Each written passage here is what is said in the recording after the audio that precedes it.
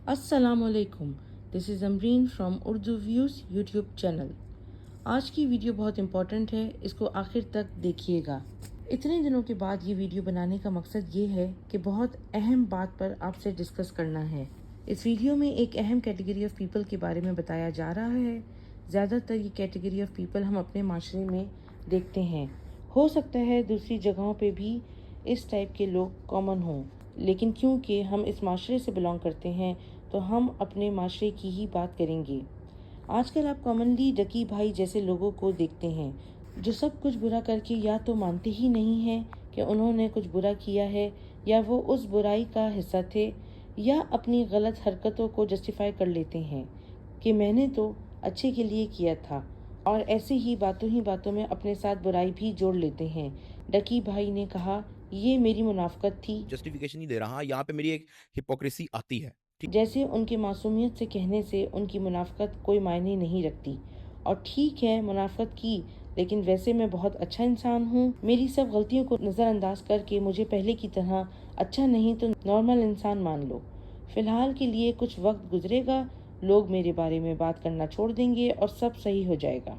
ऐसे लोग psychological games खेलने के माहिर होते हैं, यानी लोगों को उनके हिसाब से बेवकूफ़ बनाते हैं। डकी भाई की एग्जाम्पल में जिसने सबसे बड़ा इल्ज़ाम लगाया, डकी भाई ने उसी के चैनल पर बैठकर अपने आप को मासूम जाहिर कर दिया।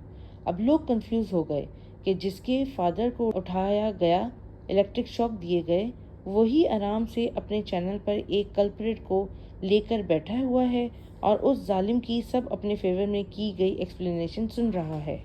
आज की वीडियो बनाने का मकसद भी यही था कि ऐसे लोगों की कैटेगरी को हाईलाइट किया जाए, क्योंकि ऐसे लोगों की तादाद बढ़ती जा रही है। हमारी आने वाली नस्लें ऐसे लोगों से इंस्पिरेशन लेकर खुद भी ऐसे ही बुरी बन रही हैं कि कुछ भी गलत कर लो, बुरा कर लो और बाद में सब कुछ अपने फेवर में कर लो। पहली स्ट्रेटजी के मानना ही नहीं है। दूसरी स्ट्रेटजी, अगर साबित हो जाए तो जस्टिफाई कर लेना कि वो ऐसा नहीं वैसा था, मेरी नीयत अच्छी थी, मुझे नहीं पता था ऐसा हो जाएगा। और तीसरी स्ट्रेटजी, बातों में वेरी लाइट मोड में कुछ बुराइयों को मान भी लेना, हाँ ये बुराई है या ये मैंने गलत किया था। लोगों को कुछ गलत लगे ही ना, उनकी इस गलती को लोग एक्सेप्ट कर लें और कोई गहरा इम्पैक्ट ना हो कि ये एक बुरा इंसान है।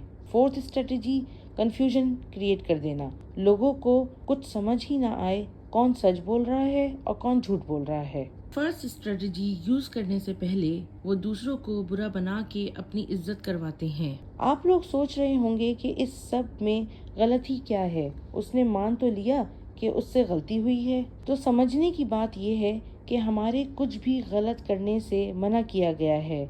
इस्लाम यही सिखाता है कि गलत नहीं करना, झूठ नहीं बोलना, किसी का दिल नहीं दुखाना वगैरह। तो डकी भाई कैटेगरी कुछ भी वो फॉलो करती ही नहीं है जो नहीं करना चाहिए, बल्कि सब कुछ बुरा करके उसको अपने फेवर में कर लेते हैं। जब हमें पता है ये सब गुनाह है, ये हमें करना ही नहीं है, तो कोई इतनी आसानी से सब बुरा करके बच कैसे जाता है, और उनकी इज्जत में भी कोई कमी नहीं आती है।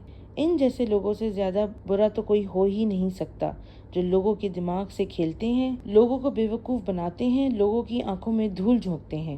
उम्मीद है आप लोगों को समझ आया होगा कि ऐसे लोगों से हमें बच के रहना है और हमें इन जैसा नहीं बनना, जिनकी दुनिया में भी रुसवाई मुकद्दर बने और अल्लाह के सामने भी मुंह दिखाने के काबिल ना बचें। ऐसे लोग आपको कहीं भी मिल सकते हैं, आपके अपने घरों में भी पाए जाते हैं। ऐसे लोगों का बायकॉट कीजिए ताकि अपनी आने वाली नस्लों को ऐसे बनने से बचा सकें। उम्मीद है आपको ये वीडियो पसंद आई होगी। अपनी राय का इजहार करना मत भूलिएगा। हमारे चैनल को सब्सक्राइब करें ताकि आने वाली वीडियोस आपको मिल सकें।